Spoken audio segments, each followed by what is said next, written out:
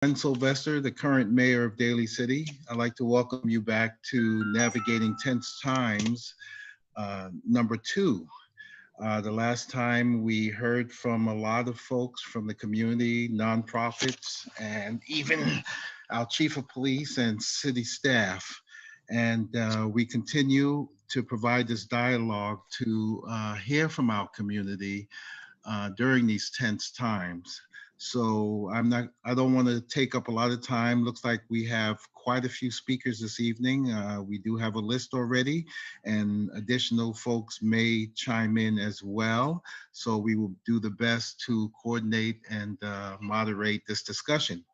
What I'd like to do is offer my council colleagues a 1 or 2 minute update or brief in welcoming folks. And with that, I'd like to turn it over to our Vice Mayor, Jessalyn Manalo. Jessalyn?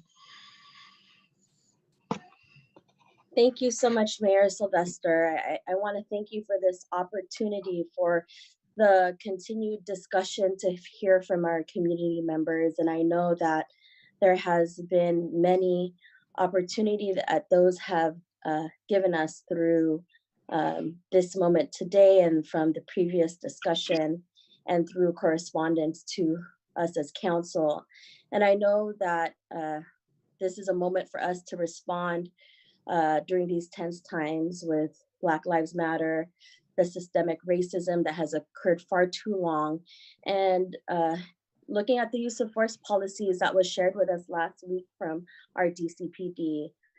We are here to listen to each and every one of you today. We're here to listen to the community, to the people, and I am looking forward to hear from our community and my colleagues today. Thank you.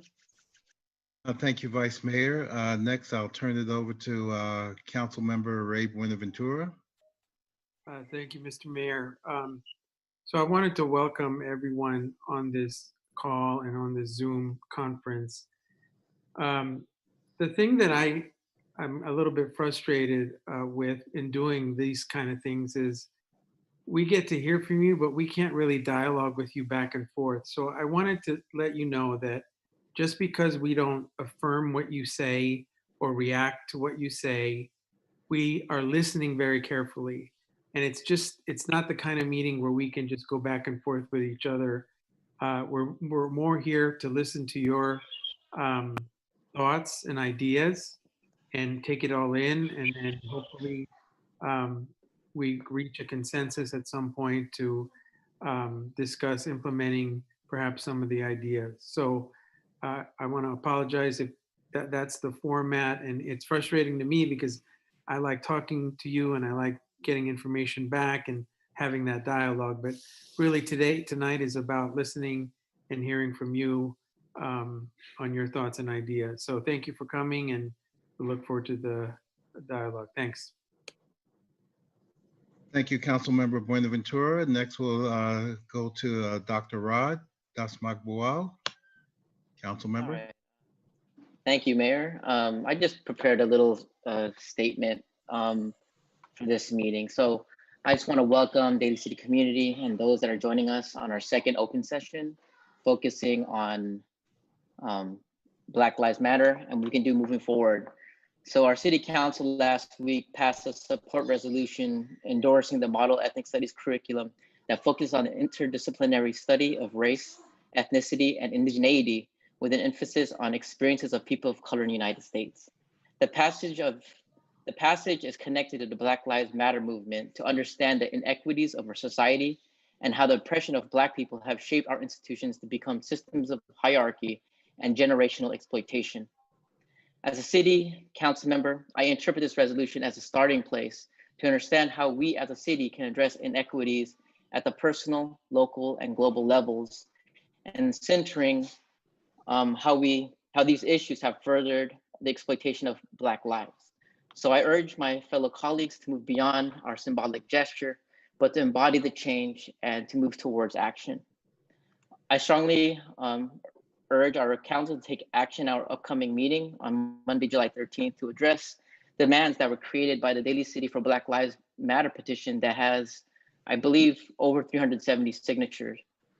And this is what they said. So they've demanded that we take a look, or that we take the following actions to actively reimagine what public policy looks like in our city. That our leadership pledges to launch a community work group by this summer 2020 to design a community oversight police commission, which will provide comprehensive community oversight and ensure accountability and transparency of the Daly City Police Department. This community group should involve a variety of community stakeholders that represent very different perspectives, and should at least include a member of the Daly City for Black Lives, a Daly City Youth Commissioner, a member of a community organization directly serving marginalized families, a parent or guardian, an educator, a small business owner, diversity in racial identities, diversity in socioeconomic status. And number two, explore different ways of redistributing our budget to reflect our Daly City values that focuses on creative ways to work within our city and county to provide sources that improves the wellness of our community. Ways that we can fund COVID-19 and relief recovery. Maybe funding alternatives to policing, such as the crisis assistance helping out on the streets, CAHOOTS, restorative justice programs, and trauma-informed practices. Youth enrichment and recreation programs for leadership development, mental and physical health, and social emotional learning. Funding affordable housing developments. Increased funding for community centers, libraries that serve as safe places for youth, families, and seniors. More support for seniors, additional educational resources. Redirect annual allocations to essential infrastructures and critical services. Arts and culture that address and uplift the diversity of our community. We should also draft and pass a resolution that acknowledges our support for the Black Lives Matter movement. And I believe our county created a resolution. So if we need something to refer to, we could look at that, that we are in solidarity of their efforts. So I just want to conclude today by a quote by Martin Luther King Jr., where he said, "A nation that continues year after year to spend more money on military defense than on programs of social uplift is approaching spiritual doom." I believe that we've got to a point in our society and a point in our history where dehumanization has become normalized, and that we must look at what we value as a city, as a nation, and the world, and reflect how we invest our resources to creating peace, understanding, love, and hope.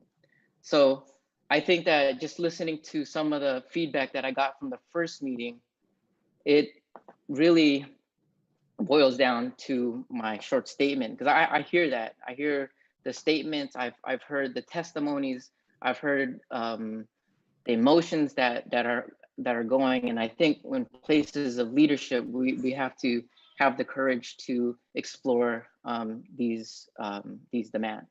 So thank you, and I'll pass it back to the mayor. Thank you, Dr. Rod. Council Member Pamela DiGiovanni, you have the floor. Thank you, Mr. Mayor. Thank you to my colleagues. I'll make it short so we won't take up the time for the people. I too would like to welcome everyone here. And I think with the one thing to listen to all points of view and to look at what we have in Daly City and how are we Daly City compared to nationwide.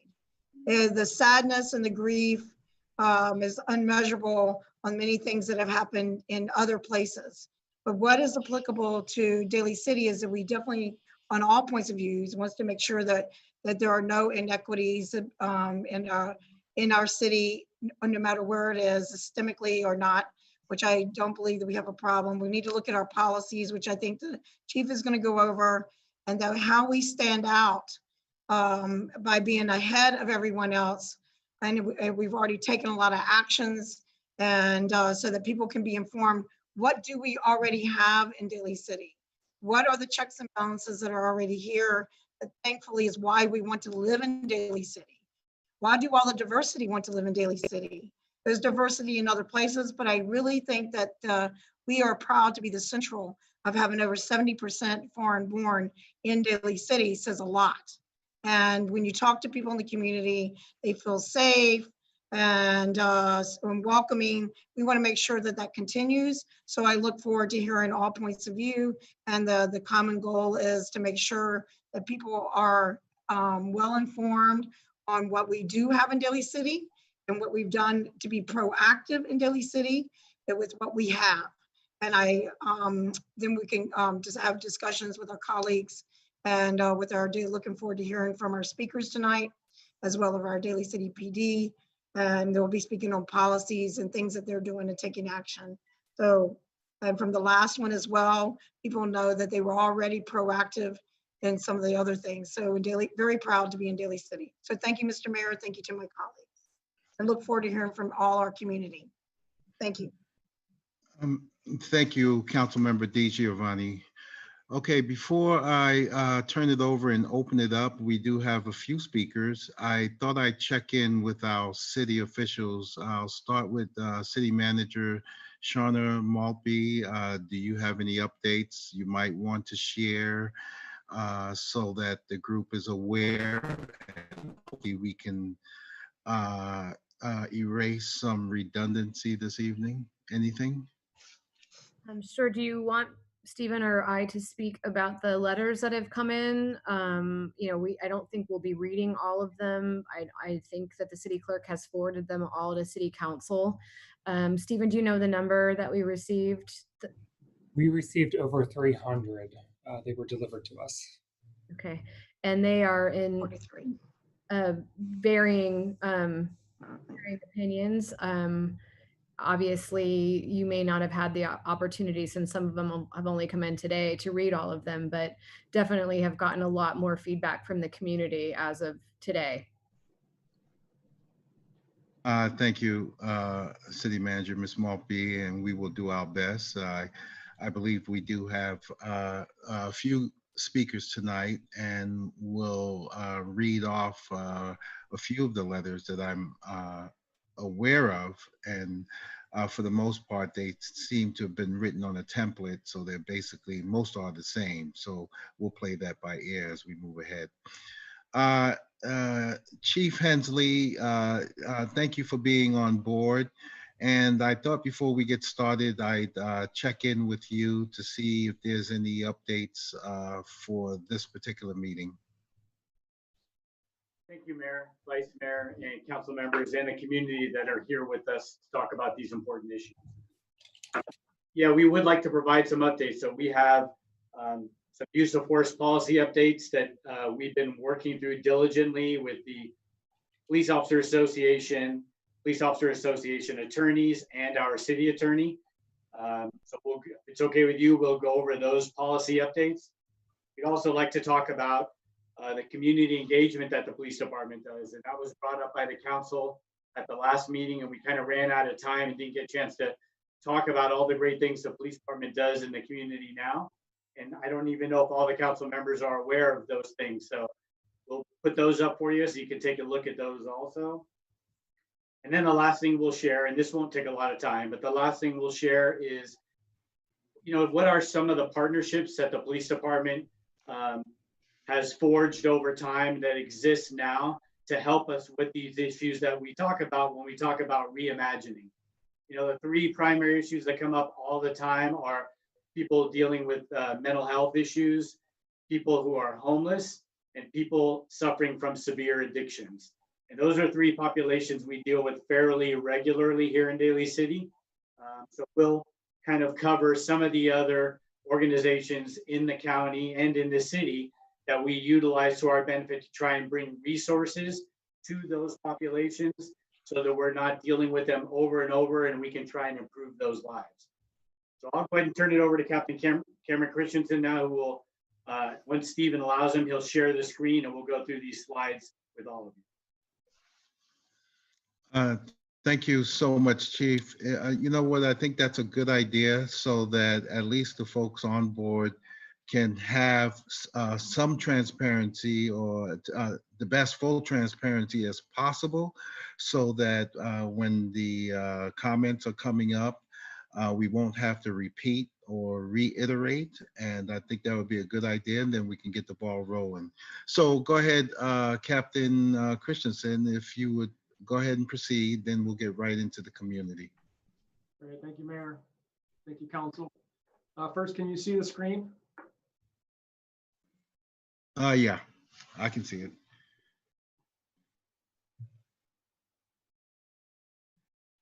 Does it show in the slideshow view there? Or? Okay. Yes, I can see it. Okay, so the first one here, agenda. The chief just covered these. We'll talk about the policy reform status that we've been discussing over the last few weeks. We'll talk about the community engagement aspect of what we do at the police department and the community. We'll talk about the professional partnerships that we have with other agencies within the county, within the city specifically, that allow us to better serve the community. So just as a brief overview, this is our current use of force policy. The electrical policy 300, we adopted it this year. It's compliant with current law. So just confirm you can see the blue screen with the use of force policy reform. Yes. Okay. So these first two slides are no change, redundant slides. These are the compliant 8can'twait.org policies that we have. It was the verbal warning before using deadly force, require an officer to intervene, both of which we existed or had existing in our policy prior to. This slide also remains the same. No change for the policies that will remain unchanged. And those again are the ones about shooting at a moving vehicle. While it's highly discouraged, if a vehicle is being used as a weapon to injure or kill, we give the officers the ability to utilize reasonable force as necessary. Also, the use of force continuum or matrix, which is something that is covered under current law, PC 835A2. And our policy states that we need to evaluate each situation in light of the particular circumstance, and that the officer shall use all available resources and techniques if reasonable, safe, and feasible. So this is the one that we had covered last a couple weeks ago. This was the first policy that we were able to make a change to, and this was the carotid hold. So on June 17th, the chief issued in a directive the prohibition of the use of the carotid or any chokeholds. We have since worked with the Police Officers Association, the associated attorneys, and the city attorney as well to draft language which will cover the prohibition of the carotid and any chokeholds in our policy. Agreed upon policy reform number 2. This covers the de-escalation aspect of the 8can'twait specifics. Our policy now is going to be rewritten, and you can see the section there, 300.3.3 subsection J. This language is also being reviewed by the attorneys, and the language will include officers shall employ de-escalation techniques to reduce the likelihood of force encounters. This is number 3. This is comprehensive reporting. So we'll be replacing our Lexipol policy 300.5. And doing so will include language to cover the reporting requirements for intentional pointing of a firearm, as well as outlining the supervisory reporting responsibilities that currently exist in practice today.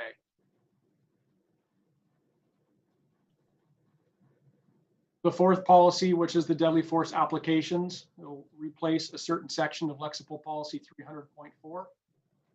And again, this language is to include deadly force as a serious decision and only as a last resort when reasonable alternatives have been exhausted or are not feasible.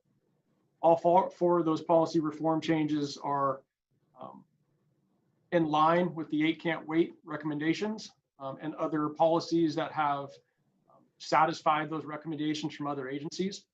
And all of these policy languages have been reviewed and are under final review now, and hopefully have them in our current policy either the end of this week or next week, once we can figure out logistics for ensuring that all personnel are aware and trained.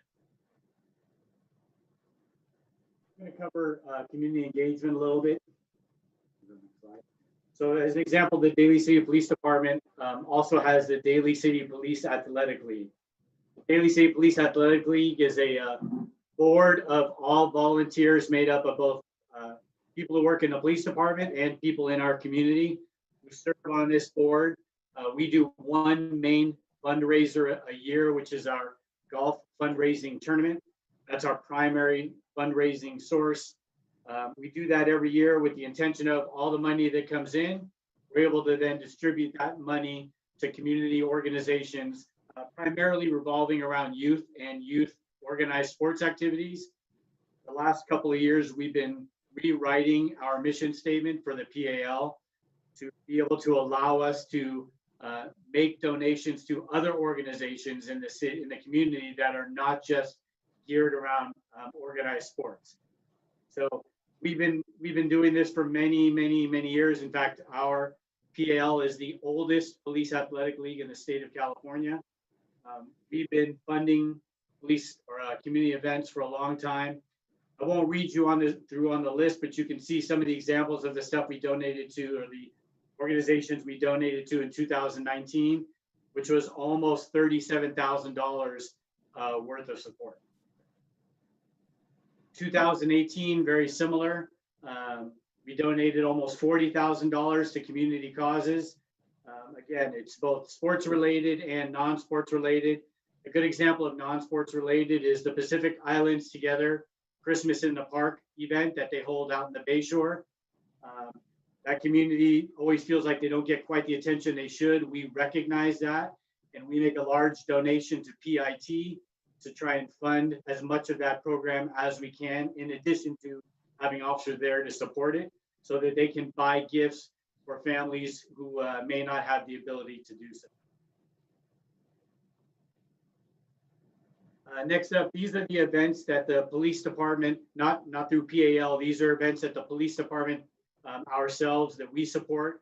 We attend these events, we coordinate with the community organizations on these events, and in many cases, we tap into our asset forfeiture funding to be able to purchase promotional items to give out at these events. I think on average, we bring in about $10,000 a year in terms of our asset forfeiture that can only be used toward youth programs that keep kids away from gangs and drugs. Very strict criteria on when we can use that. So we pretty much expend all of those funds every year for all of these great community events that go on. And it gives us opportunities to be out in the community, bonding with the community, being available to answer questions, and just in general to support. Before I have Captain Christensen cover the legislative oversight and community partners, I know council has brought up that they would like the police department to try and do more in the community. And what I would offer up to the council and to the community that's on this call is the police department is very interested in supporting additional programs. We're just looking for someone to bring those programs forward to us. So we have additional asset forfeiture funding that we can also utilize to support those programs. The criteria is a little different than the keeping kids away from gangs and drugs, but there's a whole nother set of criteria for the larger portion of our asset forfeiture funding. As an example, we can't use that funding for personnel costs, but we can certainly use it for consulting or to get a program up and running. We've got basketball programs up and running for library and recreation, swimming programs. We're very interested in supporting other programs that the council or the community will identify and bring to us. And we can work with you through that criteria to try and get approval to use that funding to support those ideas. What I'm asking is bring the ideas to us. We're very interested and we're listening, but please bring them to us. Captain Christensen will now go ahead and cover the legislative oversight and community partners. Thank you. So in addition to our community engagement, where we received a lot of our feedback, there's additional legislative oversight that has been passed over the years. This one is the most notable. It's Assembly Bill 953, which was signed in 2015. It's administered by the DOJ and the California Attorney General, with diverse board oversight consisting of community and experts. The Assembly Bill was identified as Racial and Identity Profiling Act, or RIPA for short. It affects all California agencies in a phased approach based on agency sworn size. So Daly City will have to start collecting data for this in 2022, and our first report will be required in 2023. Data will be collected on every person contacted during any type of enforcement. This involves calls for service, person stops, traffic stops. And it also requires the reporting on at least 16 data points, some of which are the date and time, the location, the reason for contact, the perceived race, the perceived gender, age, action taken, outcome, and anything that was taken for property purposes. The reason why we wanted to cover this is we didn't get a chance to present on any of this at the last study session, and we thought it was important around the discussion of oversight that, and I said this in the last meeting, that California's got the most strict use of force laws and reporting requirements in the nation. I suspect a lot of other states will start mirroring what we're doing here in California. The RIPA Act is important because all of this information will be made available to the public as soon as we've done our reporting for the first year. So all we do is allow access to the information to the California Attorney General's office. We don't compile the data, they do. They'll put it all together, they'll put it all in a report. That report will be released. Our first report will be released sometime probably in early 2023. It'll be available to everybody in the community, everyone in the state or anywhere else that wants to take a look at what it is our police officers are doing, why they're doing it.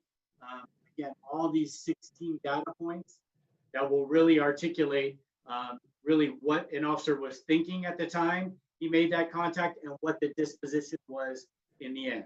So there's no other states doing anything close to that. It's already happening in California with the bigger agencies like Los Angeles Police Department, Los Angeles Sheriff's Department, California Highway Patrol, and I think San Francisco is actually actively involved in it now. So it will hit a city our size and a police department our size in 2022. And we're very much looking forward to that oversight that can be shared with the public because I think it will be, it'll be good. Thank you.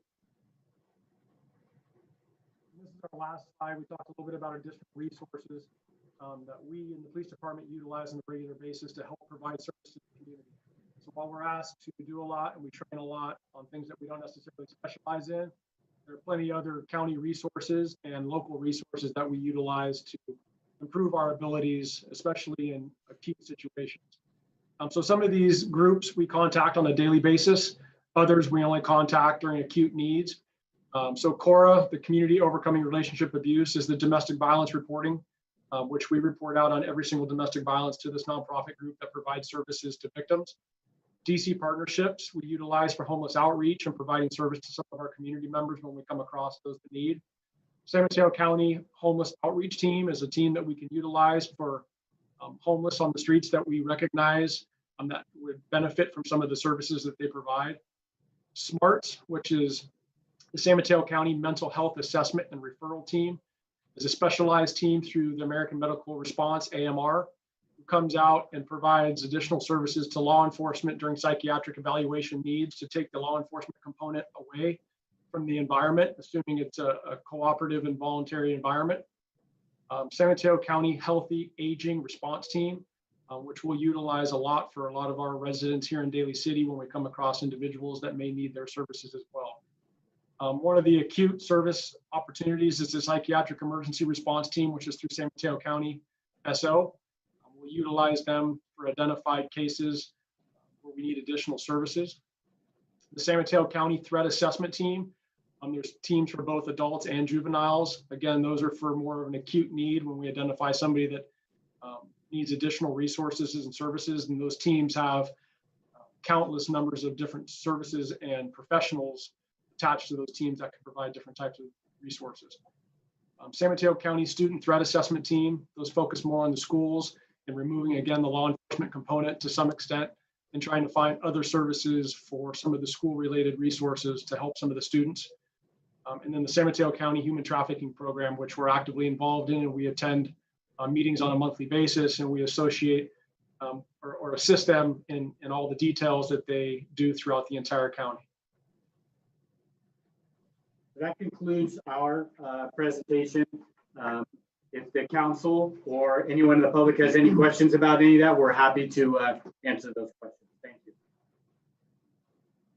All right, thank you so much, Chief. I just want to put out a reminder to everyone on the call this evening. As a reminder, this is a study session. No decisions will be made. We're providing the updates that have been brought about as a result of the last call. However, council has not made any particular decisions as we move forward.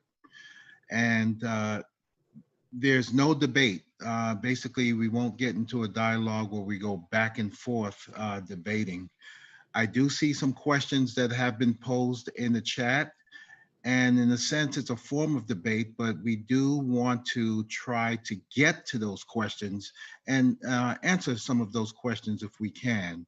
So we'll keep that in mind. Stephen, we'll keep tabs of the questions coming in chat. And I think we need to give more time to those who pre-registered and those who would like to make a comment. So at any time, feel free to raise your hand. What I would like to do now is turn it over to Stephen. We had about, I think, 15 or 17 folks who wanted to speak and they pre-registered. So I think we should go down the line and start on that list. Okay, sounds good, Mayor. Should I just start by calling out the names? Sure, why not? I also have a 2-minute timer tonight, and I was going to share it on the screen to better alert people. Okay, that's Okay. So that's great. Thank you. Let me just share my screen real quick.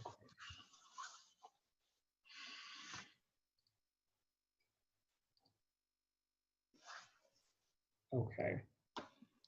So the first person on the list is Jeanette Armas. All right. Let me find the participant list really quickly.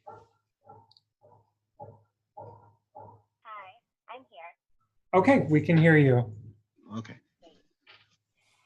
So my name is Janet Armas, and I've lived in Daly City for over 25 years. Sorry, can't hear. It's very hard to hear you right now.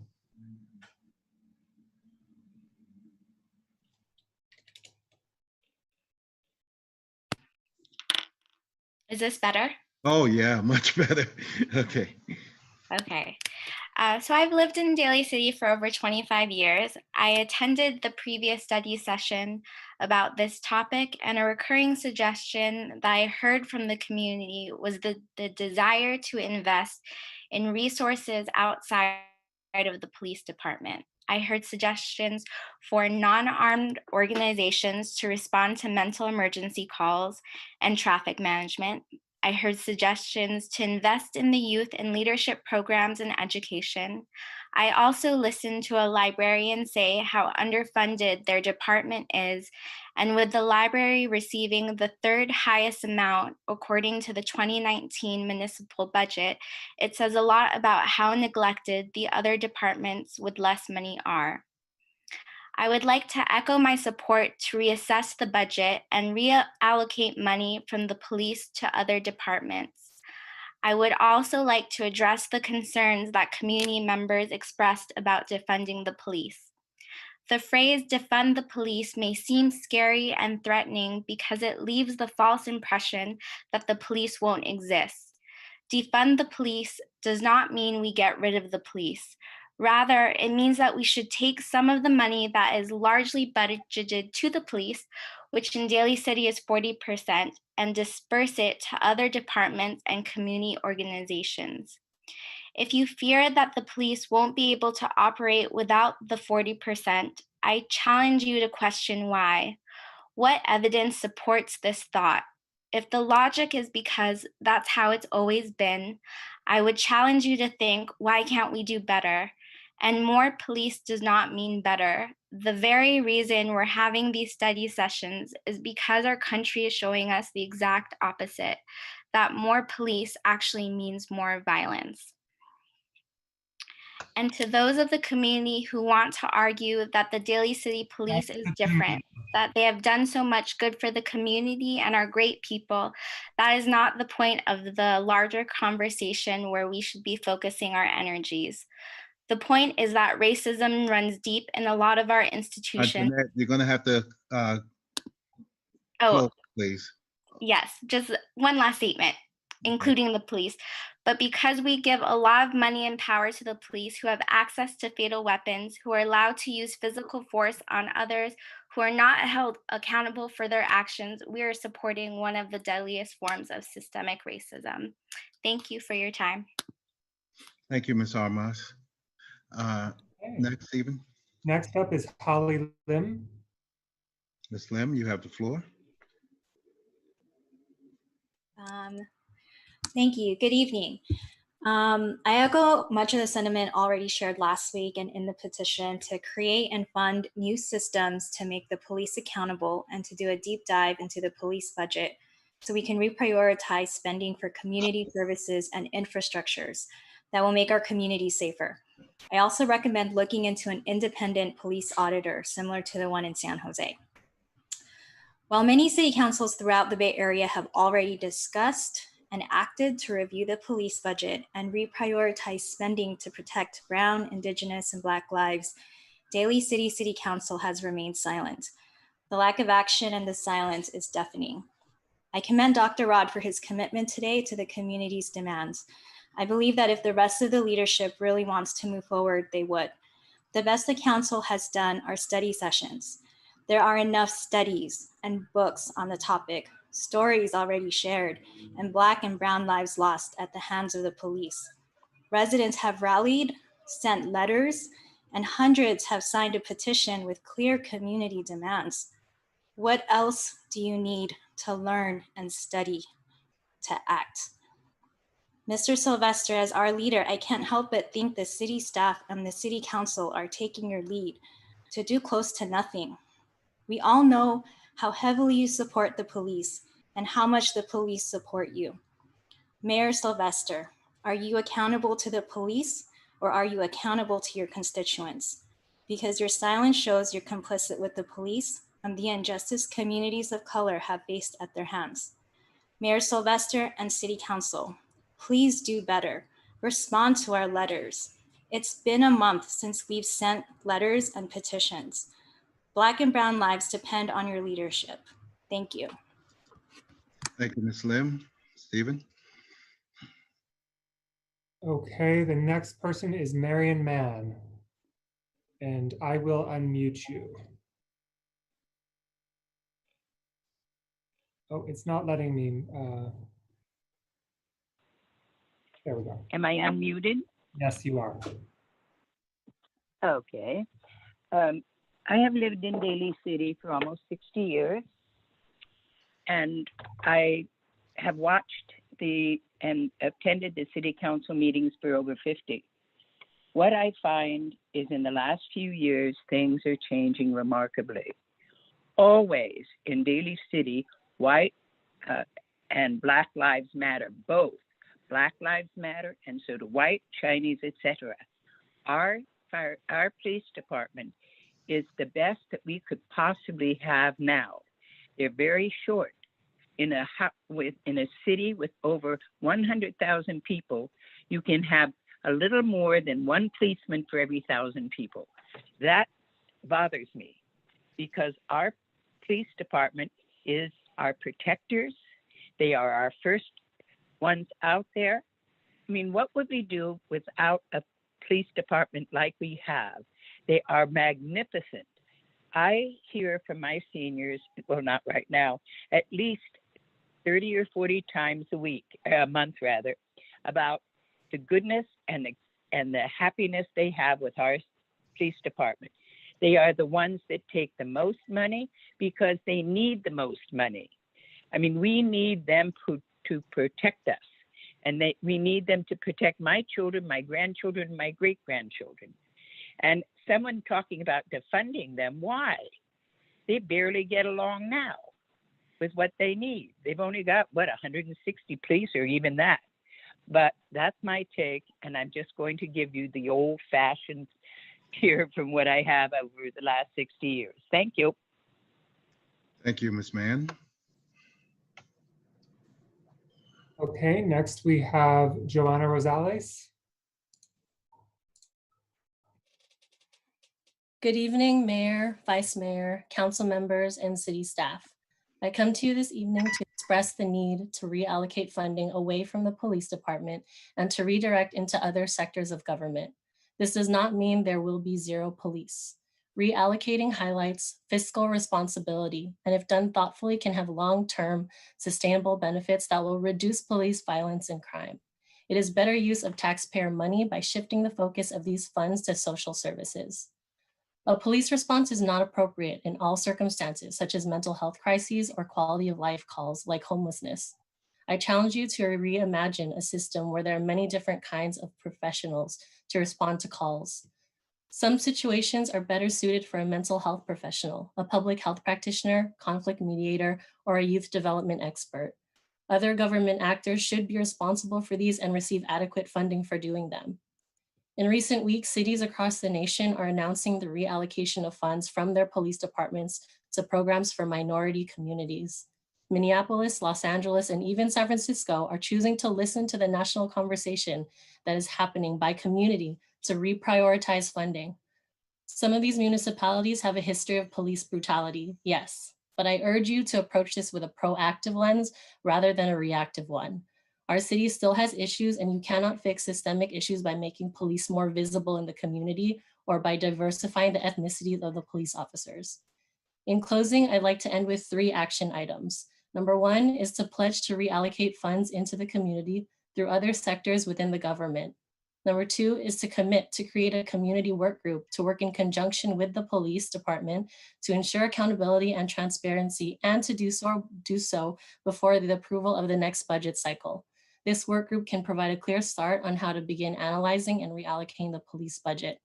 And lastly, I urge you and everyone here to reimagine a community you want to live in. What does it look like? Is it really having armed policemen roaming the streets to protect us? I implore you all to explore what that ideal community looks like to you, to include community members in that conversation, and for staff and city council to remember this when you're putting together the city's budget for the next 2 years. Thank you for your time, and I look forward to seeing what the city of Daly City does in response. Thank you, Ms. Rosales. Okay, next is Kalima Salahuddin. Good evening, Mayor Sylvester and the rest of the council. Thanks again for having the space to allow us to speak. I echo some of the comments, or most of the comments that were said previously, and I'm grateful for all those people for having the courage to speak up. It fills me with hope to hear people speak on behalf of my son and my children, because I don't hear that much of it as a member of this community. I will also say that, it's just to be more specific in times of COVID-19, that if we could do less policing in the communities of color in Daly City, and that also correlates with income. There's a lot of non-homeowners, and we've reinstated traffic enforcement. And so I already see tickets being written for things like expired tags, which is more prevalent in communities of color due to the income level, and also your higher rate to get a ticket here, because we're not allowed to get permits, because I'm also a renter, if you're not a homeowner, which is also more heavily people of color. So there's things that we could do now policy-wise to kind of disengage enforcement in communities of color. I will also say that in one of the comments, Mayor Sylvester was challenged as a Black man. I would also remind folks that he is a Black man and has, as a Black man, walked through this life and experienced the same oppression as every other Black person. It's not solely the responsibility of Black people to solve this issue, because we didn't create it. So I think folks can stand down on those type of comments, and let's be respectful. I agree with all the sentiments, but I still feel like we could say that in a way that doesn't reinforce certain racial stereotypes and stuff, that we have to be the ones to solve the problem because it's reflective of us. So I just want to toss that out there. I'm hoping that we can continue this conversation as a school board members and city councils to talk about how we can work together also with policing in our schools and how we can find better ways to do that. So I'm looking forward to future discussions, and thank you again for having these conversations. Thank you, Ms. Salahuddin. Okay, next is Nick Ochipinti.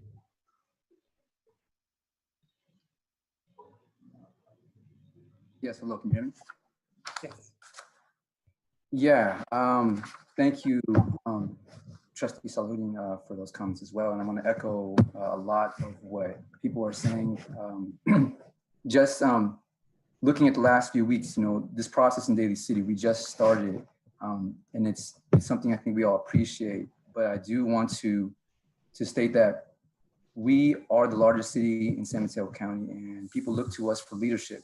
And I think that in the last few years, we've seen a number of issues come from the community that raise that question to us.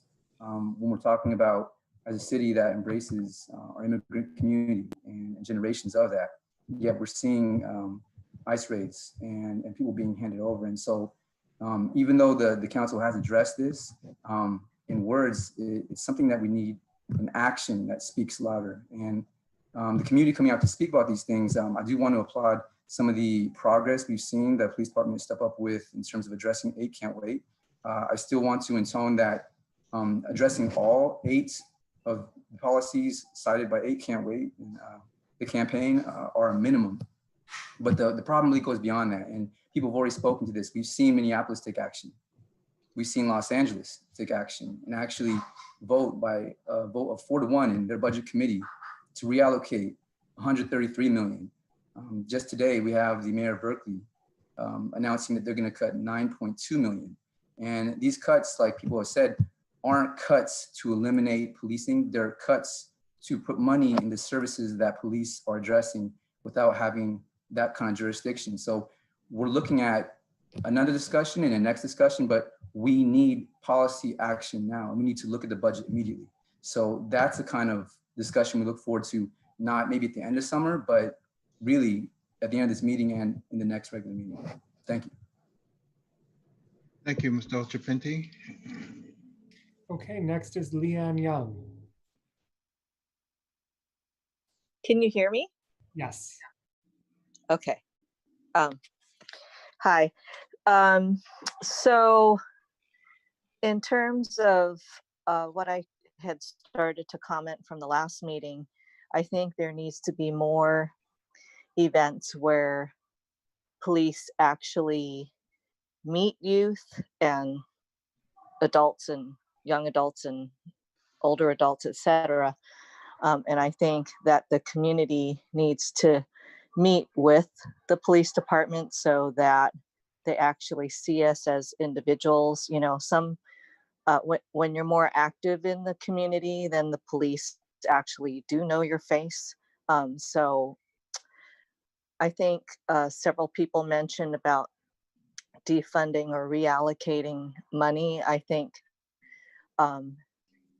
if you're going to be looking at how if you are going to reallocate any monies or that sort of thing, I think if possible to include, like you say, either a community committee to give some input as well. There are some of us that don't really fit into some of these existing organizations or don't even know about some existing cultural organizations within Daly City to be able to participate. So even what I find is that Daly City defunded a lot of library and parks and recreation programs that I think were very important for the community. And so I'm a very, I support the libraries and parks and recreation and community programs. I just think that citywide, I think if citywide it's supported, that says a big statement. And I think it's good to involve some other organizations, but then I think if you only allot so much money, then it'll only limit who you're going to reach as well. So I'm just trying to think about how you can offer programs that will encourage diversity rather than just including one or two groups, because sometimes, often that's maybe what I'm thinking might occur instead. I know that I've gone to a couple of events at Jefferson with the county supervisor Canepa involved with all the different cultural things like celebrating culture. Okay, and Ms. Young, maybe we have having to- more police involvement and presence to get to know people. Okay, That's pretty much it. thank you, Ms. Young. Okay, next on the list is Danielle Bell. Good evening. I thank you and commend you all for holding this meeting. It's really important that we make the space for these kinds of conversations. I listened last week and I was left with a few important questions. One being with the use of force statistics. It's great to see those numbers going down, but we know that part of the problem goes beyond police brutality. It's also the racialized reality of it. While it's great that we have RIPA in the future, I echo the comment in the chat wondering what's going to be happening in the interim. Will Daly City Police Force be voluntarily adopting the system sooner so that we can learn about possible implicit bias or other problems within the precinct? In addition to that, we know through reports by Washington Post, New York Times, CNN, and many other major news sources that white supremacist infiltration is a major problem in police forces around the nation. So I would encourage people of the police station and the city council to think about ways that that can be accounted for, ways that it can be prevented, and ways that people can become aware of problems that may be existing. Piggybacking off of that is my third concern. Many police officers who stand against fellow officers committing police brutality are often fired and reprimanded. So I'm wondering what kind of whistleblower protections can be implemented within the police program. Thank you. Thank you, Ms. Bell. Okay, next on the list is Arlene Das-Magwal.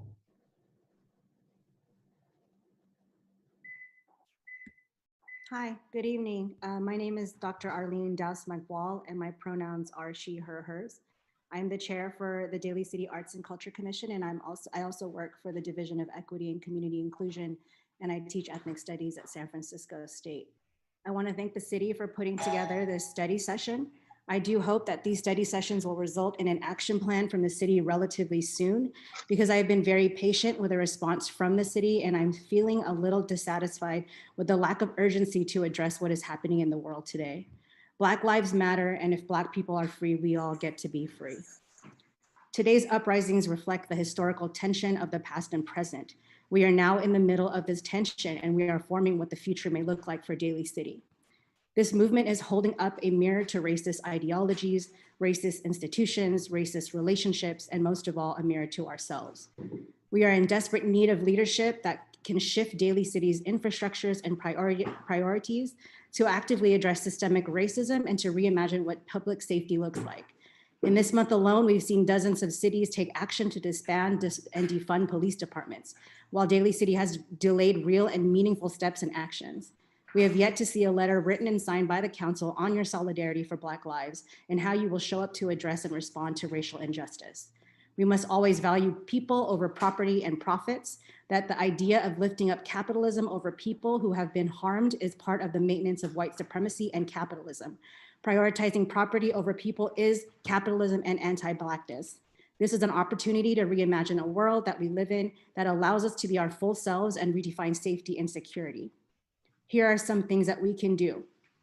We can pass a resolution supporting Black Lives Matter and how you will stand in solidarity. Create a police oversight committee that includes representatives of our diverse city. Create a human rights commission, not a human relations commission, to address the human rights violations that occur in our city. And study the city hall and its services. How many staff and administrators are Black? What are you doing to recruit, hire, and retain Black people within City Hall and its services? And lastly, create a department and institutionalize it within City Hall to address equity and community inclusion in Daly City, and to supervise the Police Oversight Committee and the Human Rights Committee. Thank you. Thank you, Dr. Das-Magwal. Okay, next we have Nancy Rodriguez.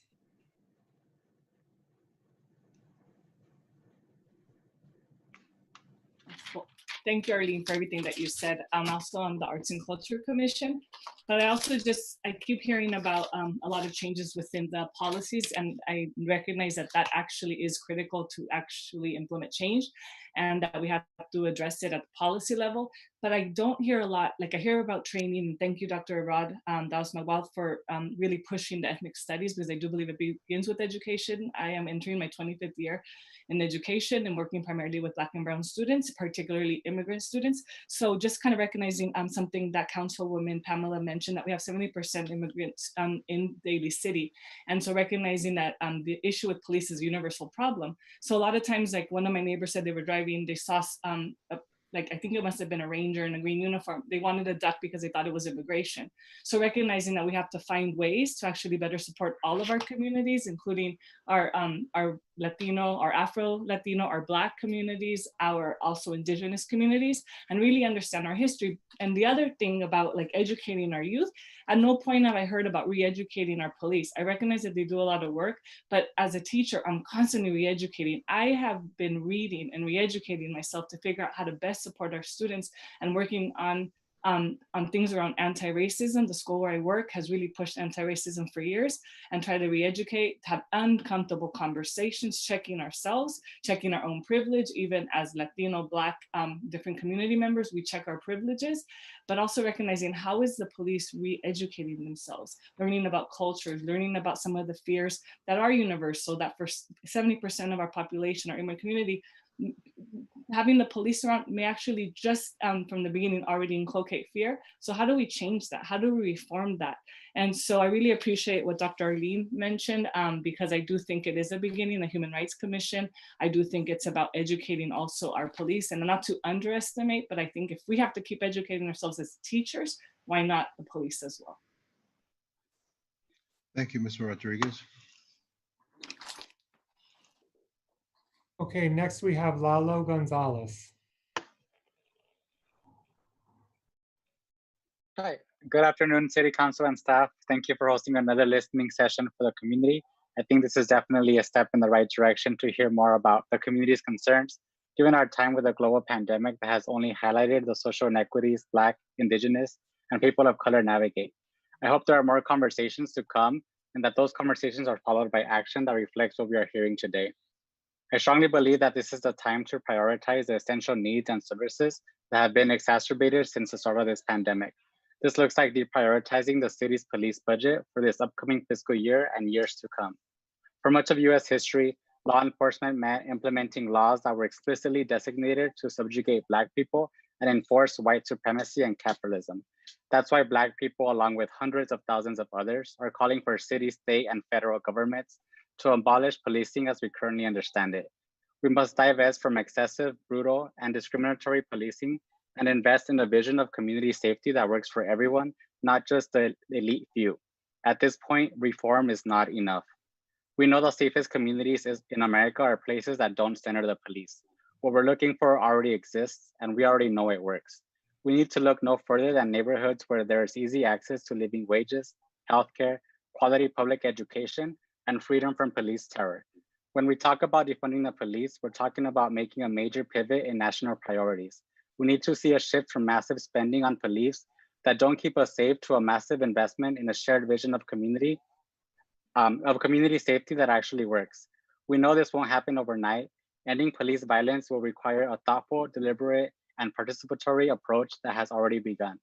The exploding COVID-19 pandemic and disproportionate impacts on our Black community have shown us what happens when the government underfunds public health while overfunding police and military budgets. Thank you for your time and look forward to more of these conversations. Thank you, Mr. Gonzalez. Okay, next up is Lee Aquila.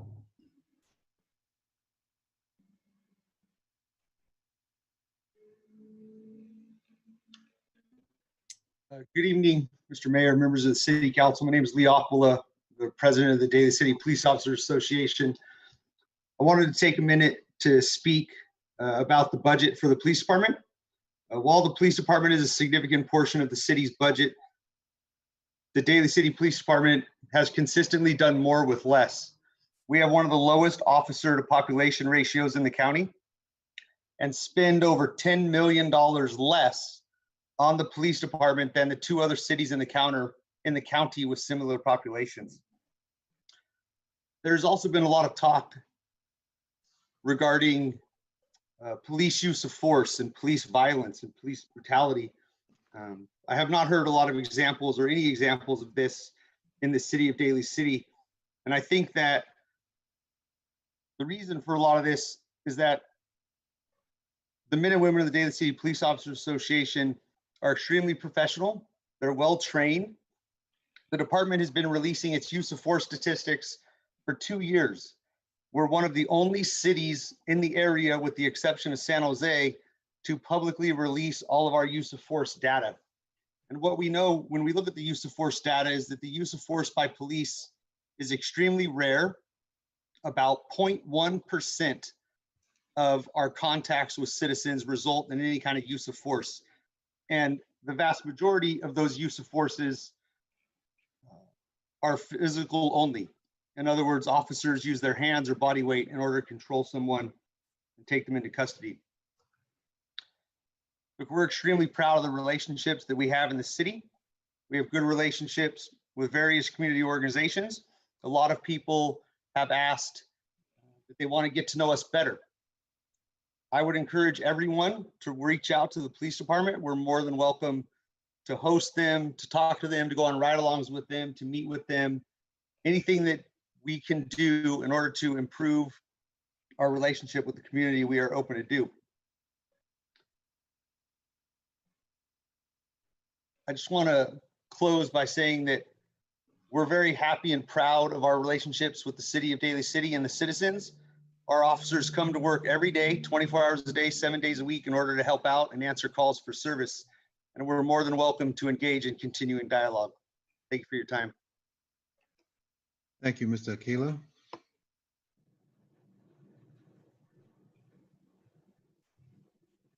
Okay, next up we have Lauren Dowse. My name is Lauren Doss, and I am a library trustee for Daly City and an ethics studies teacher in San Francisco Unified School District. In the wake of more Black lives lost by police brutality and the escalated violence against grieving communities, we are looking to you to shift your priorities to actively address systemic racism in Daly City. While we appreciate the mayor's public statement about ongoing efforts to ensure accountability and transparency of the DCPD and these study sessions, Daly City falls short of addressing racism and anti-Blackness in our community, especially when it comes to the police. We commend the efforts towards unity, but we must recognize that our community is not exempt from participating in systemic racism and anti-Blackness.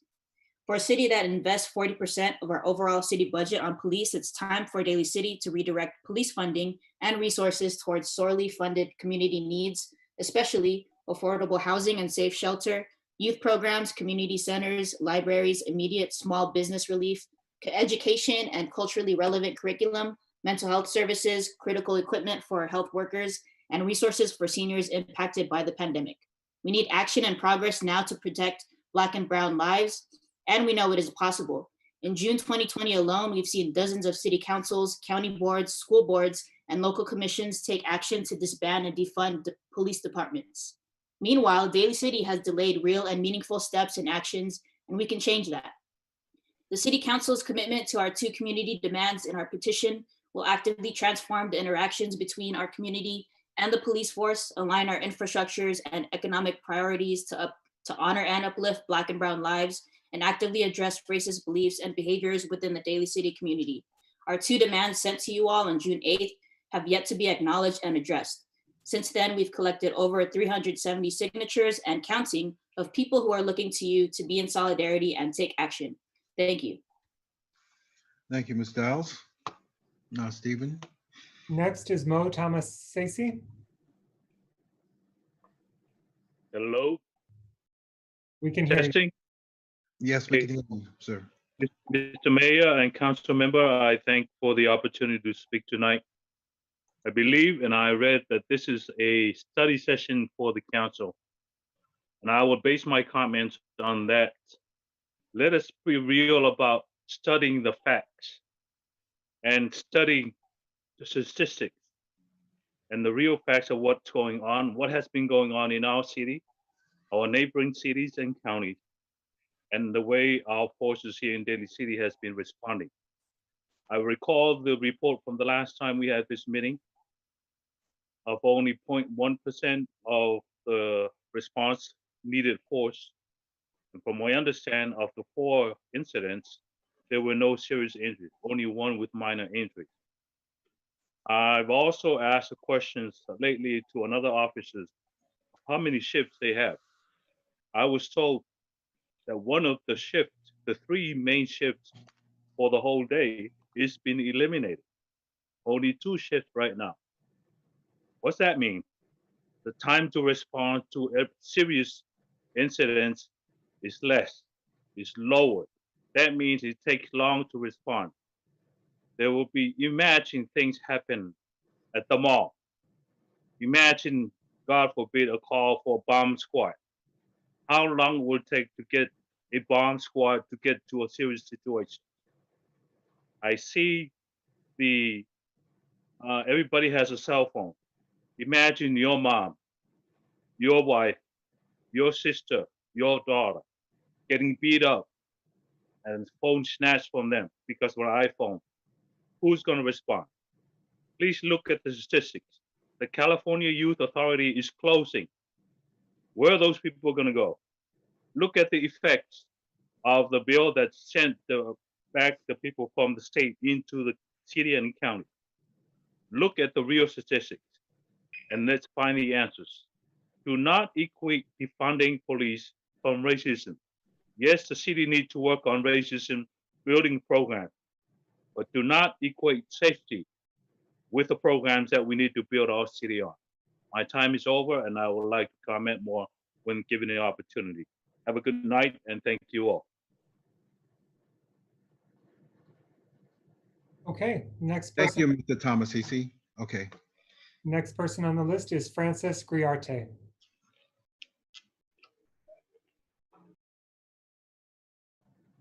Hi, everyone. Can you see me? Yes. Okay. I'd like to say thank you to Mr. Thomasisi for those comments and for everyone here. So I want to say hello, Mayor, City Council, Daly City Police Department, and all of our concerned citizens. Thank you very much for this opportunity. Please know that I'm coming from a good place in my heart and that really wants to learn and also help heal my community. My name is Francis Griarte Fresca. I'm in the media. So I want to make sure that I make it known that my viewpoints today reflect my own and not of my employer or any of its entities. I'm 46 years old. I've lived in Daly City pretty much all my life. I was a Daly City Dolphin. I was a volunteer for Operation Santa Claus. I was also a recipient when I was a low-income individual and with my family. I love my city. I love my city. And I want to make sure people understand where I'm coming from and what my household looks like in hopes of not being misunderstood. I'm Filipino. My kids are half Mexican. My brother-in-law is Black. My niece and nephew are half Black and Filipino. We are a multi-ethnic family. At our parties, you'll see white, Asian, Black, Latino, and we have law enforcement in our family as well. And I love my family and our family loves each other.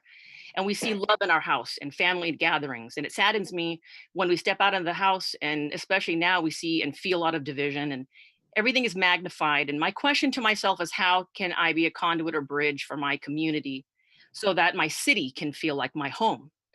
I know we all have much to learn about each other and each other's experiences, and perhaps those open talks can enlighten one another and change how we do some things.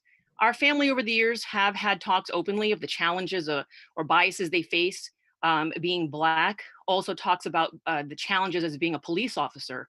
And for both of those sides of my family, it's been very rough. Like in my home, we are not for one side or the other, we are for one side and the other. Also, I wanted to address how I, at some points in my life, have suffered from depression. And I know that there are, mental health programs and resources are necessary. And I think, though, that, maybe having mental health professionals go out on calls for service with the police might actually be a good or one thing to explore as well, because I'm also concerned about how those mental health professionals may be in danger. And I don't know how much because I know some of those mental health calls from also speaking to my family members that are in law enforcement can sometimes not really turn out the way you'd like them to be. And then, they would need to answer those calls for service as well. I just want to make sure that, we also just talk about how if there is any defunding for the police department, and I do have concerns about that as well, is that how will that change community policing and community safety? And so I'll see for the next time to have those statistics as well. So thank you very much. And I also am a supporter of having community services too. So I'm definitely not against those things. So I'm trying to find a way to help all aspects of Daly City. Thank you. Thank you, Ms. Griarte. Okay, next up is Tobin Galang. Hello, my name is Tobin, and I am a community organizer among Filipino youth in Daly City, and I'm also a student services provider at San Francisco State. After hearing the presentation from Daly City Police, I can't help but think that we can't settle and be content with the way things are. Yes, it's a small gain that chokeholds have been banned, but I think that there's still so much more that can be done, especially with in the way that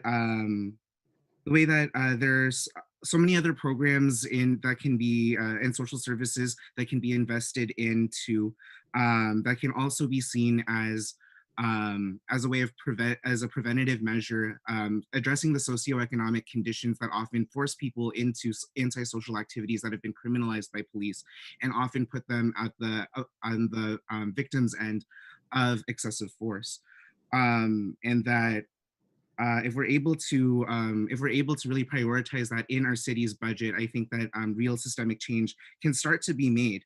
And that really, I also want to echo the call for pushing forward with building formations in the local government in order to ensure police accountability under community control. And so, like what's been mentioned already, but making sure that these community members would have some sort of say in the hiring, the discipline, the spending, the funding of police, and as well as in the way that they should have a role in changing police protocol as well.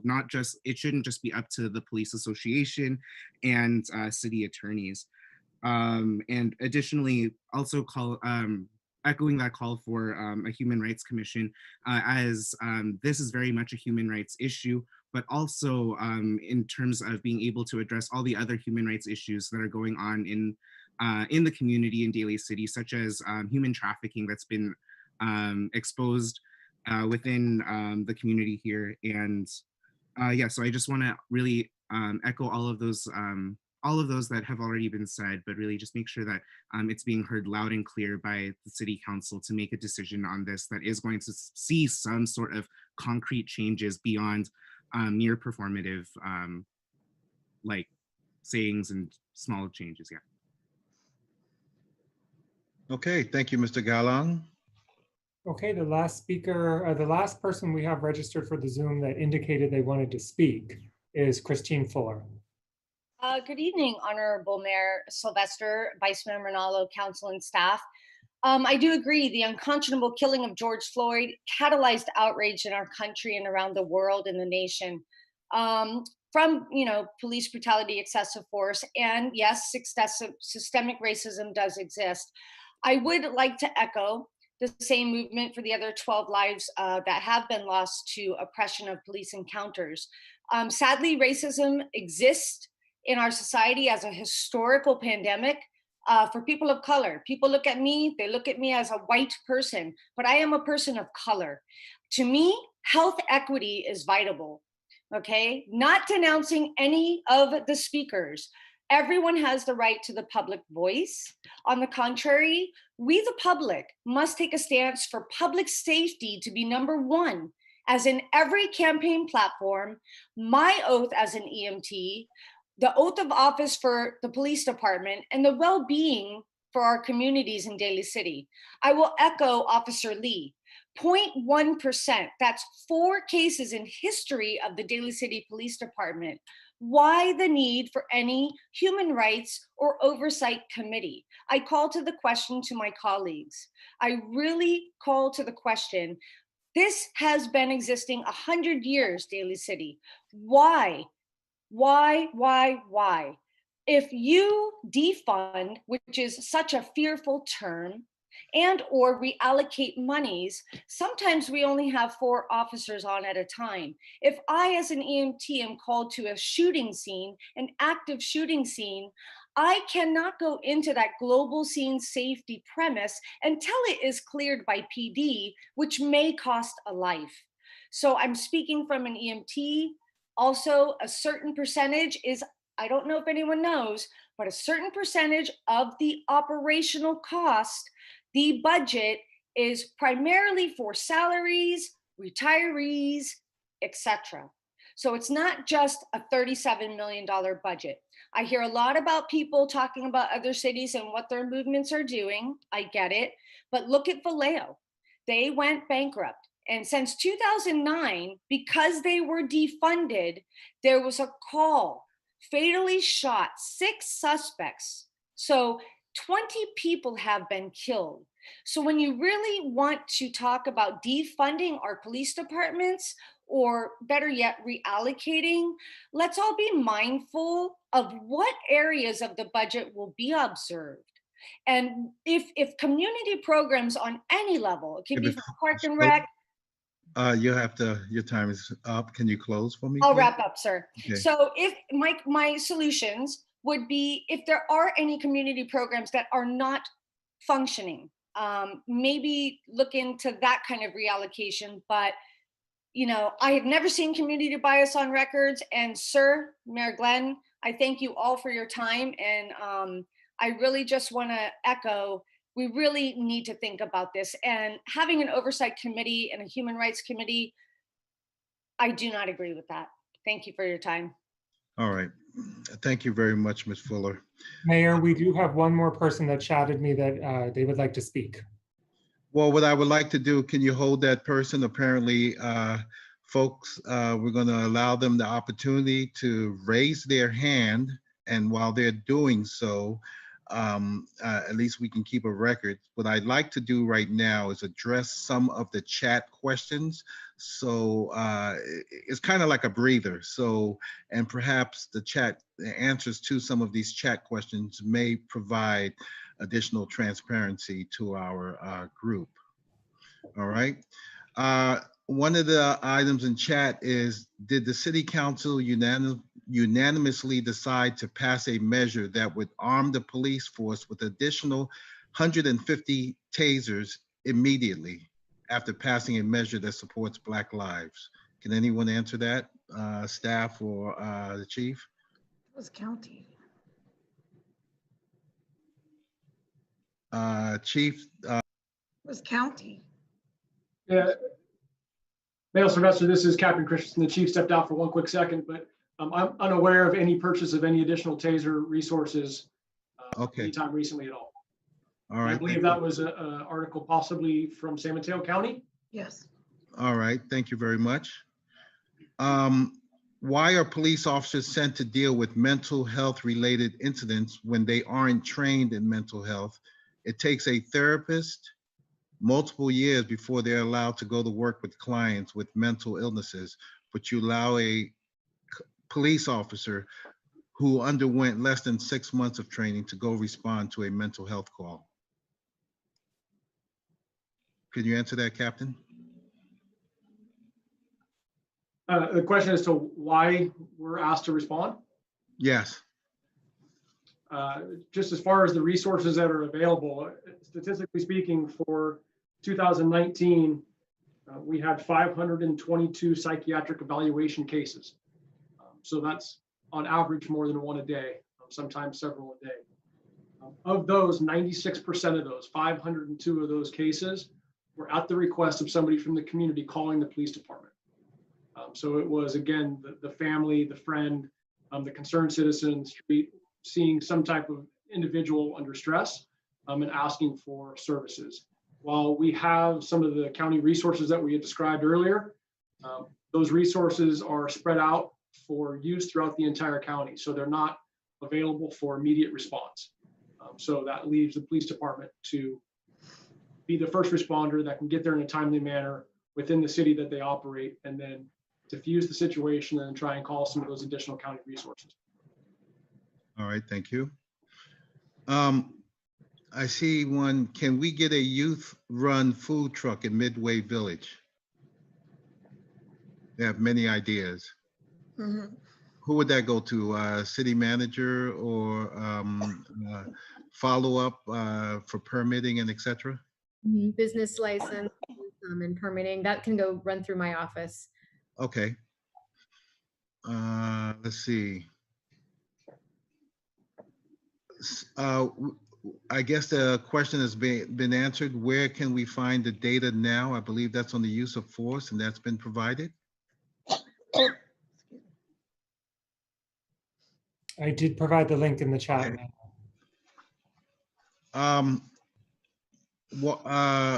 Why are the Daly City Police running a program to fund social programs when they are not trained to do so? And there are many organizations, and the city is better suited to use those resources and choose social programs in a better, equitable way. Looks like this sounds like more involvement and to provide the resources and perhaps responding back to the person here and provide what exactly we do. And if there are other social programs, we would like to know about it. That's what I gather. It came from Mr. Lopez. Mr. Lopez, you'll be more than willing to speak on it. I do see your hand up, so we'll move on to the next comment that I see here.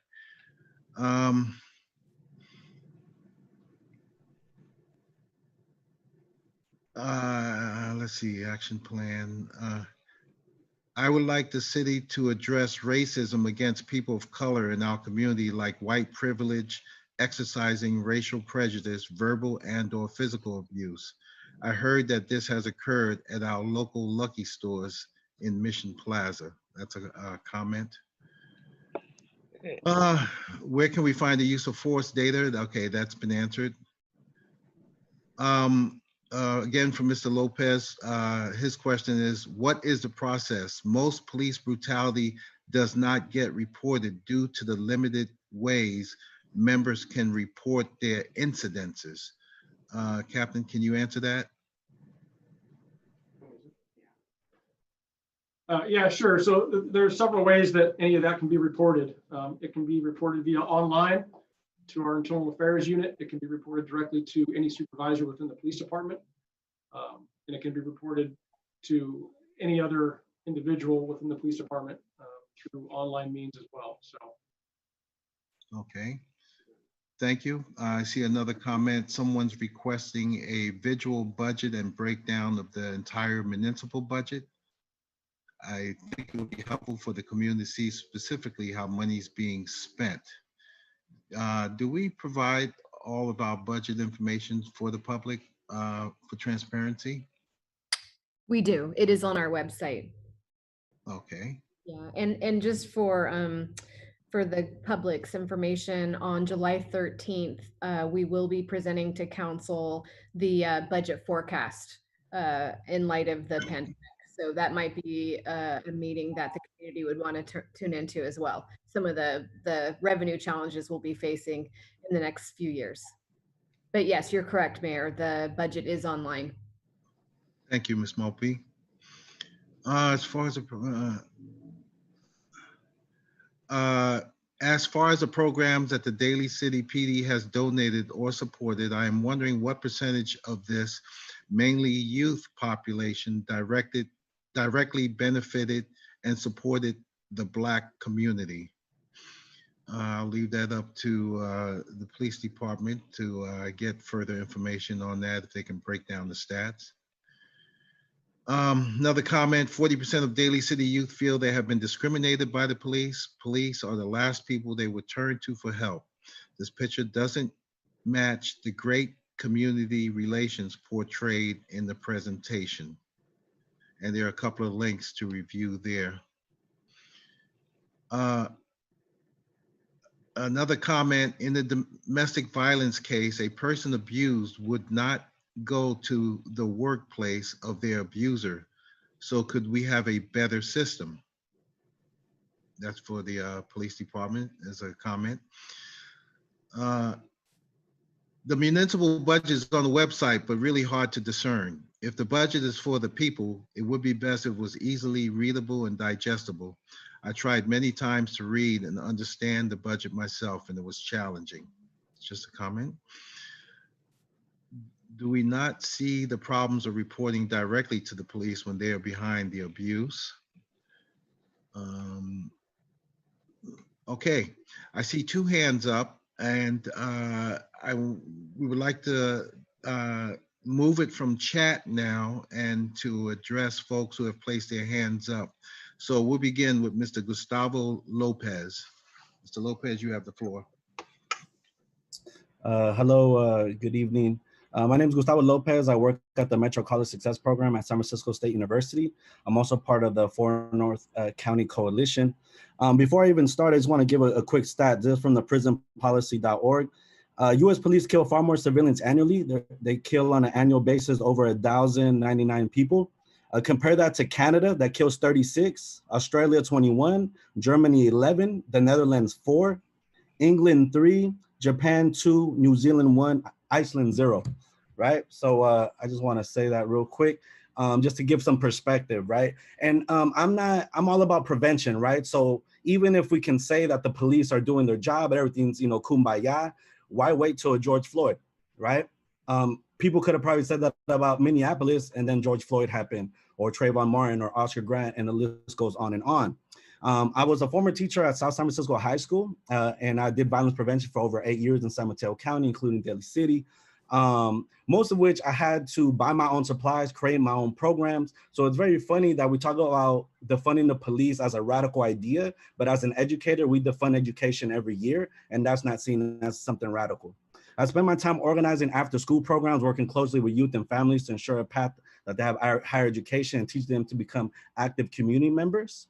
Actually, a lot of my work started at Neutral Territory that actually here in Daly City got torn down due to the building of the current movie theater. But this actually happens to a lot of nonprofits who lose their funding or are forced to close their doors for lack of funding and lack of support from their city. And I just want to point out that we are living in a crisis.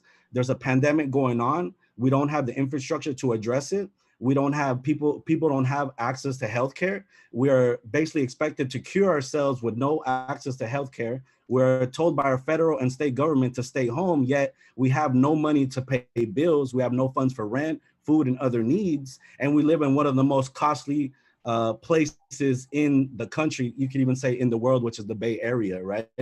So we need a city that can help with rental assistance, homelessness, increase in social services, and especially during a time which economists are calling the worst recession that the country has ever faced, divesting from police makes sense. They take up the largest budget, they have been overblown, and this is not a Daly City's fault. This is across the country because of the war on drugs, and the war on drugs has failed miserably. We have the highest prison population in the state of the world. We're over 2 million people locked up, and nothing has changed. It has not solved the issue, right? Prevention is the key. And I think you should listen to the demands that are being talked about across the country. Demilitarize the police. They should not be looking like military armed Rambos coming into our communities, right? We need to also prioritize urgent needs for affordable housing, for families, teachers, and nonprofit workers. We need to invest in mental health and wellness services. We need a public disclosure of records of police misconduct. And we need— Mr. Lopez, can you start closing up? Your time is up. I'm just 2 more points. And I believe that we need an oversight committee that has a firing capability to fire the chief of police if we feel as a community that they have failed us. And again, I would ask the city, actually would want the city council to answer, can we create a better way to report police abuse than going back to our abusers, right?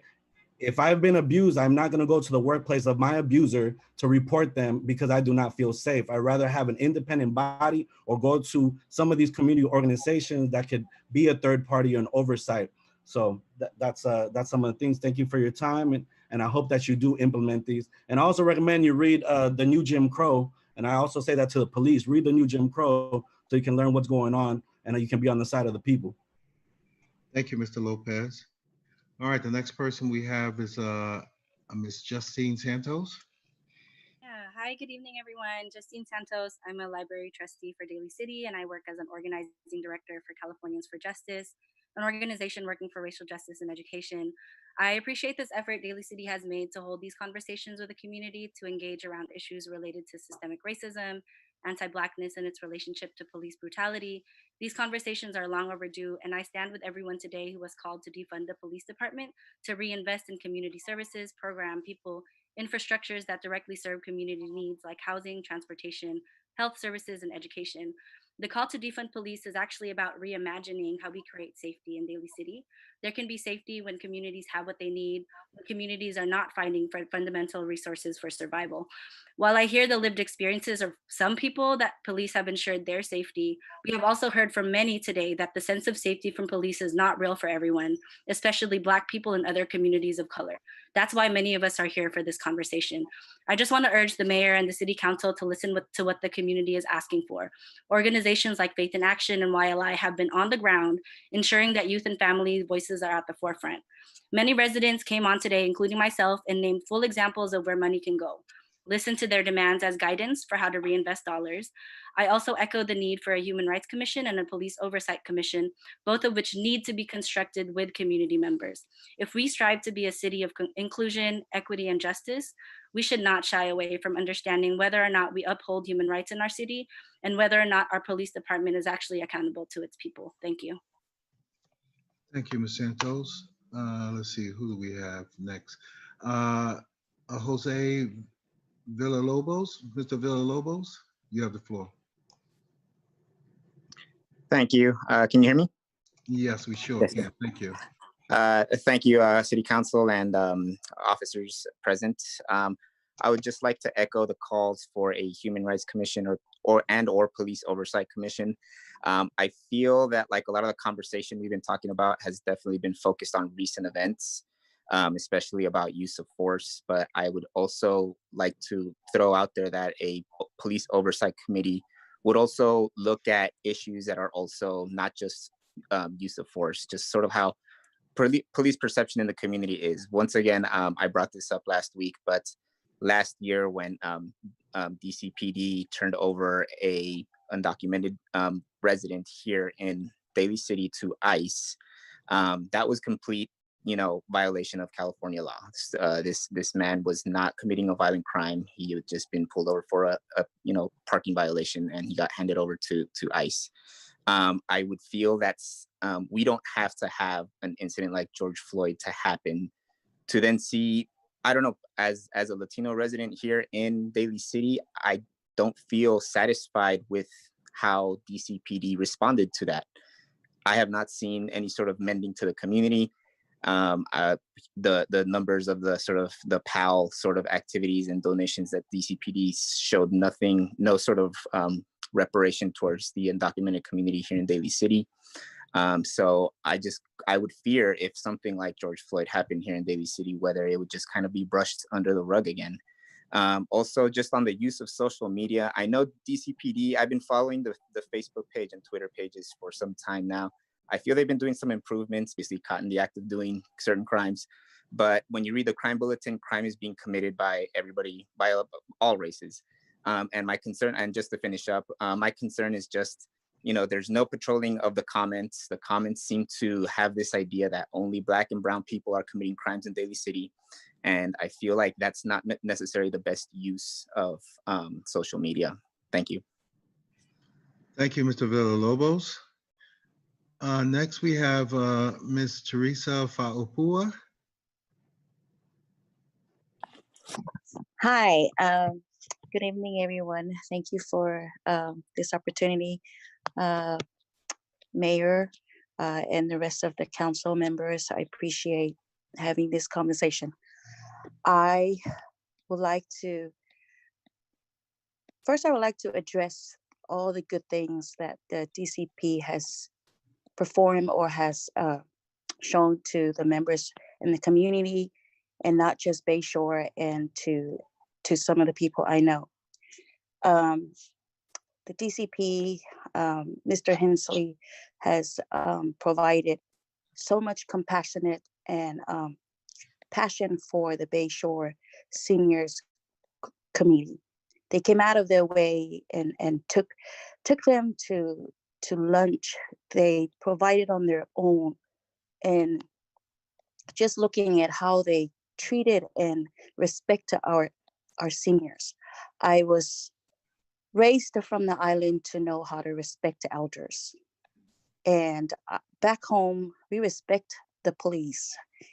We didn't have no problems with them. And I know that everybody is asking for defunding our police department. And I'm here to say, to reconsider that. We have not, Daly City, we have not had any issues related to what we have with what unfortunate events that happened to our brother, George Floyd. So I don't want us to use that as an example to come back to our police station, to our police department and defund them. And to have another commission, we already have one in the city. We just need to restructure them or reform them. So come together. This is defunding the police department. It's not the answer.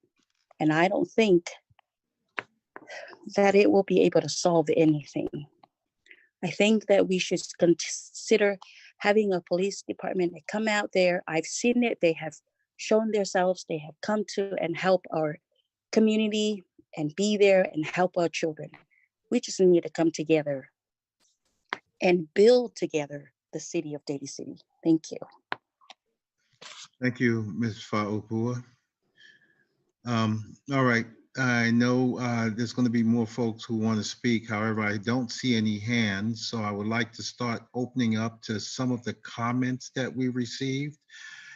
Stephen, I think we received about 346 letters amongst the council, and the city manager was correct. We didn't have time to read them all. I read about 150 of them.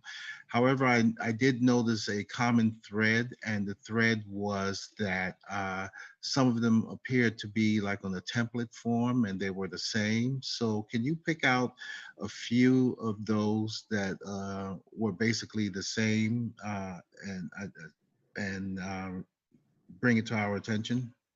So we're going to open it up now until I see some more hands come up for a few comments that have been sent to the city. Okay, I can start with the form letter that we received today. It's called Keep Daly City. The title is Keep Daly City Safe. No need to defund or create a Daly City Police Oversight / Human Rights Commission. Daly City is one of the safest cities, consistently rated in the top 100 cities in the state of California year after year. Daly City is safe because of the highly trained police department. They have 101 diverse police officers, whites 51%, blacks 8%, Hispanics 18%, Asian 15%, Pacific Islanders 4%, and other 3%, which for a city of this size, there should be more police officers. As an example, in 1994, there were 121 Daly City police officers. For many years, the Daly City police officers have been understaffed and underfunded. Still, they continue to do more with less. Daly City population continues to increase while the amount of police officers continue to decrease. Daly City police officers are visibly engaged in the community. Through Police Athletic League, or PAL, they do fundraising to support children and youth in sports, helped fund the new turf soccer field at Woodrow Wilson Elementary, supporting numerous community events such as National Night Out, Daly City Public Library Associates annual Crazy for Cars, assisting Second Harvest distribution at several locations, supporting PBRC events, Pacific Islanders Together, Christmas in the Park, supporting underserved community in the Bayshore, and other diverse events. The Daly City Police Department is actively involved in many Daly City nonprofit organizations. Still, the Daly City Police is understaffed for a city of this size, sometimes leaving only 6 officers to protect their residents and businesses throughout the night. In 1994, Daly City Police had 8 community resource officers, and today they only have 1. At one time, DC Police had 6 traffic motorcycle officers, now they only have 2. The Daly City Police Department has always been very transparent with the community. As an example, they are one of only 3 police departments in the state of California that presents all use of force data on their website. Should there be an incident, the Daly City Police have review protocols in addition to policies and procedures already in place with chain of command. Also, non-police oversight, including Daly City Personnel Board / Commission, Daly City Human Resources, Daly City City Attorney, Daly City City Manager, and Daly City City Council. If necessary, the San Mateo District Attorney's Office can be brought in to conduct independent investigations. There is no need to create a police oversight commission or a human rights commission that only have an advisory role. City of Daly City's annual operating budget is approximately 90 million. Daly City Police Department budget is approximately 37 million. Comparable cities in San Mateo County with less population, less crime, and work with a much larger city operating budget and police department budget. Instead of demanding to defund Daly City Police and create a police oversight or human rights commission, let us support and work with our police department. Daly City Police does not have systemic issues as other cities do nationwide. Why punish a good police department? Instead, let's create positive community engagement. This one had 343 copies delivered today. We also, would you like me to continue, Mayor? Please do. Okay. Through our virtual meeting website, we also received a few comments. The first is from Phyllis and Norman Rizzi, and it says, we are privileged to live in a city where our police department is not only a well-organized law enforcement agency that ranks us in a top California safe city, but engages in active community interface. The diversity in the multicultural department matches our multicultural city, resulting in a mutual respect for all residents. DCPD's community outreach serves a model for the young and the feeling of well-being for the senior population. Defunding the department would take away programs that make this unique bond between us. We are very grateful to have this combination of strong law enforcement and personal engagement. The next comment is from Kevin Santos, and it says, as a Daly City resident and physical education teacher in the Bayshore community, I am concerned with the lack of action toward proposed measures. The council has been urged to develop a community police oversight commission and to pledge a commitment to reprioritizing the city's police budget by allocating funds toward essential needs and services. We need to take immediate action to improve the conditions of our community. And the next one is from Elena Moguel. It says, as a public health advocate and working health professional, it is alarming to see that 40% of funds of the city's budget is allocated to Daly City Police. More funding should be designated towards youth programs, community-based programs, social services, and essential needs. The next statement is from Sal Torres, and it says, I am concerned that before this council makes a final decision on the calls to defund the PD, much more information and collaboration with our police department take place so that it is an informed decision. A decision that balances well the safety of the public, which has been the hallmark of this city, against what should be done to reduce and eliminate any and all bias, discrimination, and violence against our community. During my 20 years on the council, the DCPD always provided excellent police services and helped our city establish itself as one of the safest cities in America. I believe that distinction remains even today. In short, our DC Police Department should be kept separate from those police departments that have been proven to be deadly to their communities. This is simply not the case here in Daly City. That alone should be a bright guidepost for this council as it balances the community calls for changes. Here are some ideas I leave up to this learned council, the police leadership, and the public, of course, to decide. Rather than defund the PD budget, can we not explore how to redirect current police funding into a community police division? We had at one time several officers who were designated community police officers who helped establish and groom the relationships between the city, the public, and the department. How about redesigning the PD budget away from purchasing new police vehicles and additional equipment to a community police officer commission? This commission, made up by the PD chief, city council, and the public, could outline the areas that most need to be addressed and reallocate a portion of current funding to developing the various ideas that flow out of such a commission. That way, the same money is used, but more fruitfully by the PD, and of course, for the benefit of the public. Other ideas that I suggest be explored are review of minor offenses and how they are enforced. If we have laws that criminalize minor offenses, examples are trespass, possession of minor drugs, then the council should consider how to repeal such a law. That would remove enforcement, but it also reduces the exposure of possible harassment on certain unharmful crimes.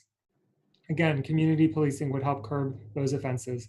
So no more patrols rolling in pairs to a trespass on the front lawn. Have police staff crisis units that are needed for people with mental health concerns. Staffing officers to do that can also serve to sensitize police to the issues afflicting many and create a more robust and holistic understanding of what is happening in our city. Lastly, working with police leadership, develop new methods of legal constraints. One where use of police force is eradicated in place of more pragmatic, non-physical methodologies. For example, no use of tasers or guns in situations that could be resolved by early intervention techniques or community police efforts. Rethinking how we police should be exhausted completely before any more drastic action is considered. Thank you for your time.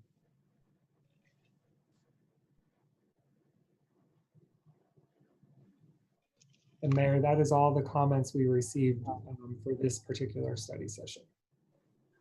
Okay, thank you very much, Stephen.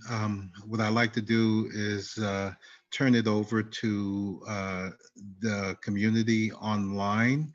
And we have approximately 10 more minutes, but I want to use this for your time. So if you want to make a comment, please raise your hand and we will hear you out.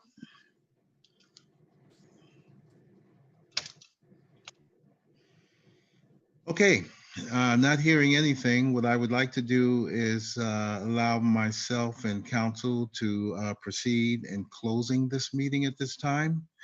Once again, I would like to thank everyone for being here on the call. And as I made mention, no decisions are being made as a result of this meeting, but however, some good ideas did come about at this meeting, and our staff is going to look into this. Even myself, I did see a lot of great ideas and possible ways that we can move forward to ensure that, number one, Daly City remains safe and strong. Number two, to create a mechanism so that the community becomes more aware as to what our officers do, to maybe include maybe some what's the right word? Threatening, whether the use of a community police unit, but some great ideas did come out of that. So what I would like to do is, again, I thank everyone, and that's my comments for this evening. Vice Mayor Jocelyn, you're up. Thank you, Mayor. I really want to say thank you to everyone here on the line and those that have sent in letters for your suggestions around ways we can move forward. And I thank you for your patience. You know, we are responding by having these meetings and basically this dialogue to hear from each and every one of you. And it's not meetings to just listen and not take action. And I just want to reiterate that to the community that's on the line. I think as responsible community leaders, it's important to hear from each and every one of you and then be able to take your input and really be able to see what we can do as we move forward. Once again, I thank each and every one of you for your time and continue to participate, and we'll keep you informed on any other meetings moving forward. And I know that we are here to listen and not only not take action. I think that's why these meetings started. It was really around responding and trying to listen to the all of the community as a whole. And so I know many of you have taken time out of your day in this afternoon, but I just want to say, you know, we hear you, we're listening, and please continue to be active and involved as we will continue further to address this issue. And thank you for your time. Thank you, Vice Mayor. Councilmember Buenaventura. Thank you, Mr. Mayor. I want to thank the community for all this tremendous and valuable input. I thought it was very enlightening. And as you said, there were a lot of good ideas that came out of it. And now it's about us trying to figure out what are the right solutions moving forward. So I thank you for the input. This has been tremendous and looking forward to working on this. Thank you. Thank you, Councilmember Buenaventura. Dr. Rod, Councilmember. Thank you, Mayor. I just want to say thank you to everybody that participated in this open session. As an educator myself, I welcome like different points of view, perspectives, ideas, and hopefully we can come towards a consensus in terms of where we want to go. You know, when we talk about Black Lives Matter, it's more institutionally systemic change. It's more than policing. It's the curriculum that's in the books. It's the housing in the Bay Area. It's all these different institutions that revolve around oppression and systemic racism. So I urge everybody to go out there and do their research. I know there's people on the chat that have put out links to different things, read books. I heard Michelle Alexander's The New Jim Crow, please read that. And then just want to say thank you. And I hope we have, as a council, I promise we'll have action moving forward. Thank you. Thank you, Dr. Rod. Councilmember DeGiovanni. Thank you, Mayor. First of all, thank you to the community. Now that we have every different perspective, which is great, it gives a better feel. The first one, it was great. Now we have a build and the word is getting out. There's a lot of outreach, and I'd like to thank Stephen Schulte for doing that, the staff and our city manager. They've done an excellent job of trying to reach out. And I want you to know that every voice matters. So I think we take it pretty seriously. And probably for some of you probably didn't realize that some of the things that we did have in place. And perhaps as we move forward, that, you know, when you speak of rent and things of that nature, that our Daly City partnership, maybe we can go a little bit more depth about how we do have rental assistance that the city provides funds for, and things that you probably don't know about that maybe we didn't do such a great job of letting you guys know that we do have resources in place for our Daly City youth, mental health, and things of that nature. Not to say we can't have other resources for everybody in our community. I'm just saying that I want to make sure that you know that. And then when you speak 40%, I welcome when you guys do great research. I know that's an alarming number. Please look at Redwood City and the city of San Mateo for comparisons on the lower end of their population, but yet their funding is higher. So I think that, yes, understandably, if you see something that says 40%, but I respectfully, because you guys are well-educated community, but dive a little deeper and look into that. And I think that as somebody, people put chat down, we can dive into that a little bit deeper and see what is in our budget and how we have been, I think it was mentioned the last time, that had been cut for a while in our city budget for our prior city manager, not the current one. So on our police. So, but great ideas. It is about the community as well. And we want to remain a safe city. So, and they are involved in a lot of our community. So moving forward, what we'd be able to break it down, hopefully even better, to let people know what more is in our community. Thank you very much to everyone. Thank you, Mayor, and my colleagues. Thank you. Thank you, Councilmember DeGiovanni. You brought up a good point that there are some things that the public does not know about. Thank you, Mayor. And I'm going to reach out to Ms. Maltby, and maybe you can compile some of the resources that our city has put out to very essential needs for the city pre-COVID-19 and now during COVID-19. And Councilmember Di Giovanni just alluded to that in the area of housing, to which we normally give $80,000 a year. And we managed to work it out and now have shot that up for rental assistance to over $1 million. So I think having the group know about that and how we are working through this pandemic, amongst other things as well.